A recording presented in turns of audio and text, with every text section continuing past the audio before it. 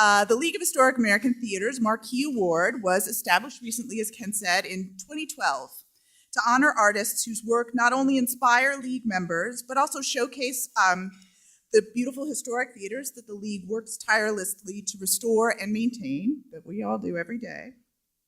The recipient of this award will be a celebrated artist whose name has lit up the many historic marquees of our member theaters.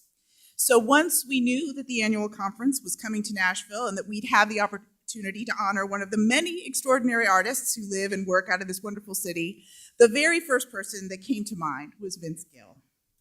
Vince is iconic in the way our buildings are iconic, and I don't mean that that you're old, but in that he is an artist with an original voice, with something special to say, but who is profoundly rooted in the history of the music he loves and that has made this community and that has touched communities across this country.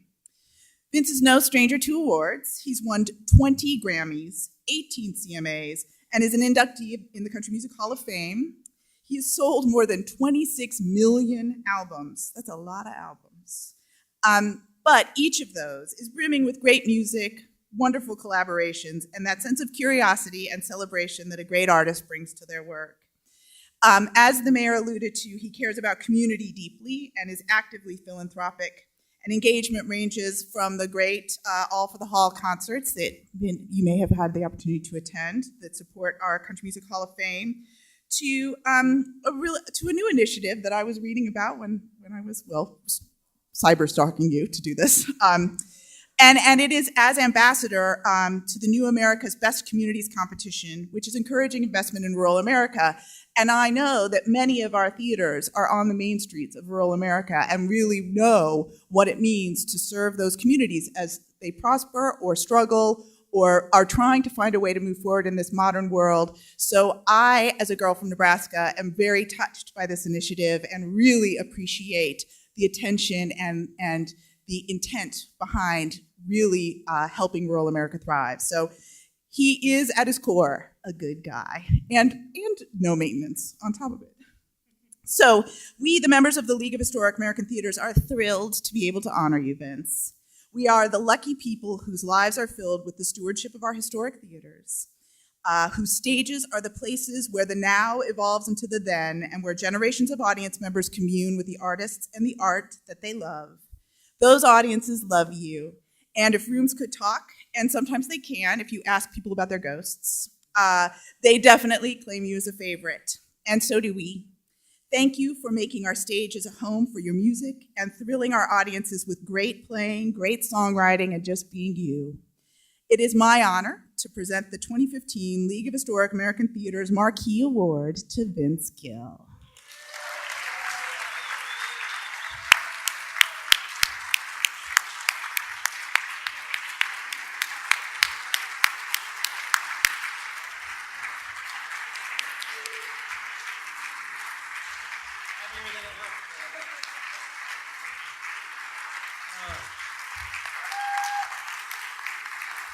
Thank you very much.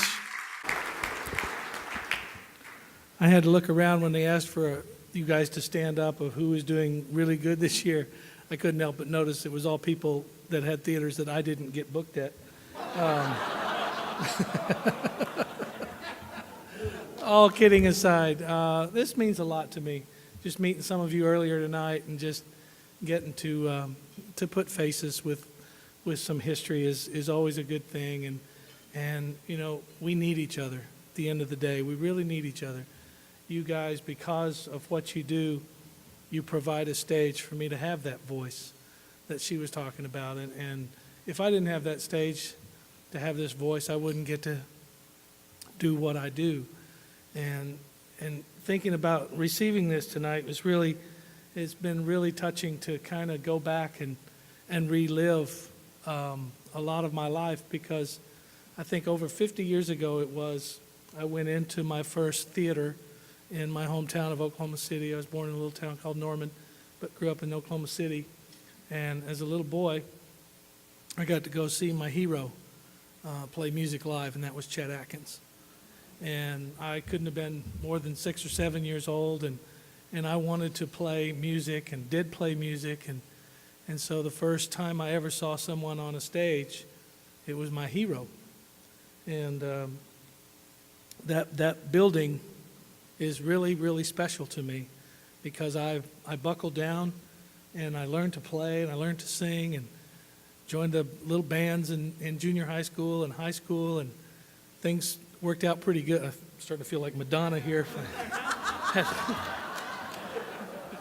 Had another one, I'd be set. But but I put in the thousands and thousands of hours in my room trying to learn to play and trying to learn to sing. And I wound up on that very stage where I saw Chet play.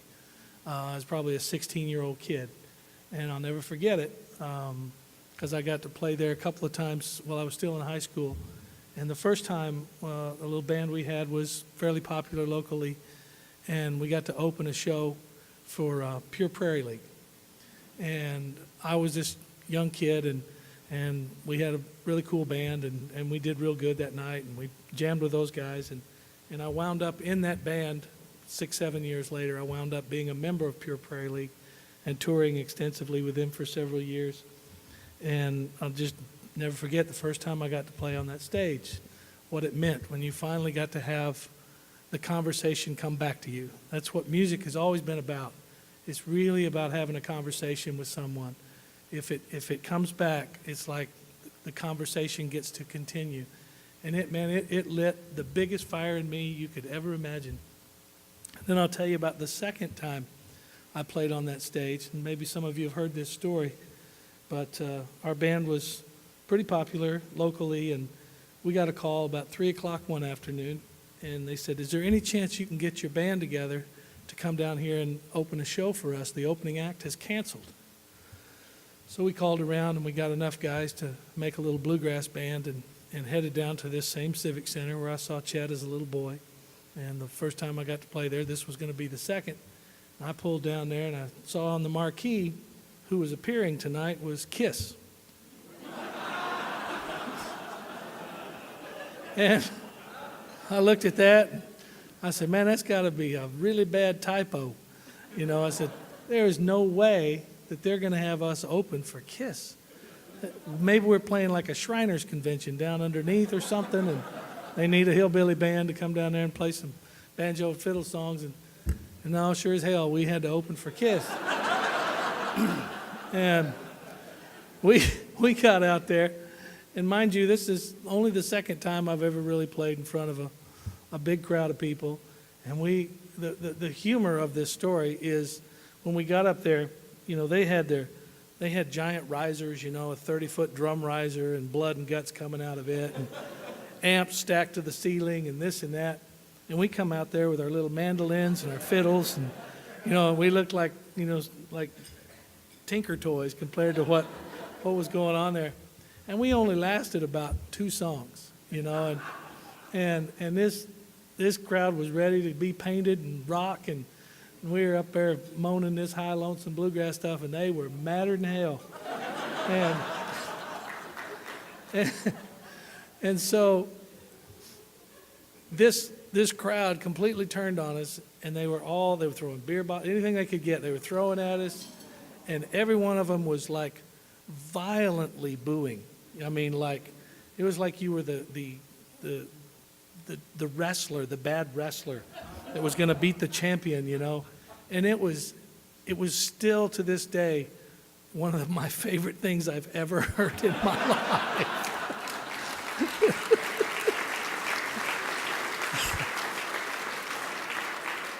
But I just said, hell, it could only get better from here,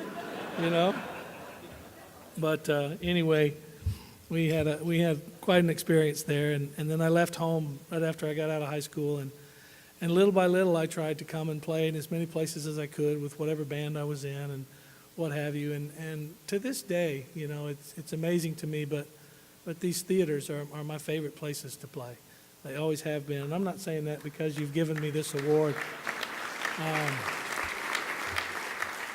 And I had a nice stretch where I could sell out big arenas and all that. And as I look all these years back, I don't remember those. I remember these sweet little theaters where you had a great crowd and people were connected, And I think it's going to be my lot for the rest of my career, because I'm certainly not going to sell out an arena anymore.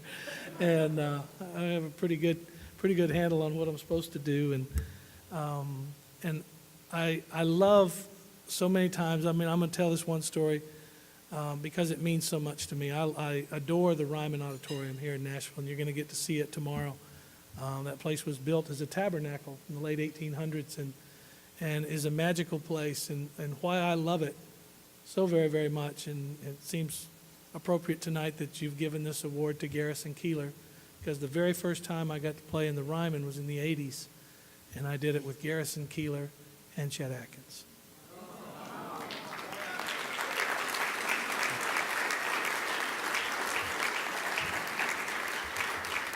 But just a word of thanks once again as a musician, just trying to play and sing, for you guys to give me the opportunity to come and share what it is that I do with people that like what it is that I do. You're the conduit that makes it all work. You give me a voice, and I've always been grateful and always will be. Thank you very much.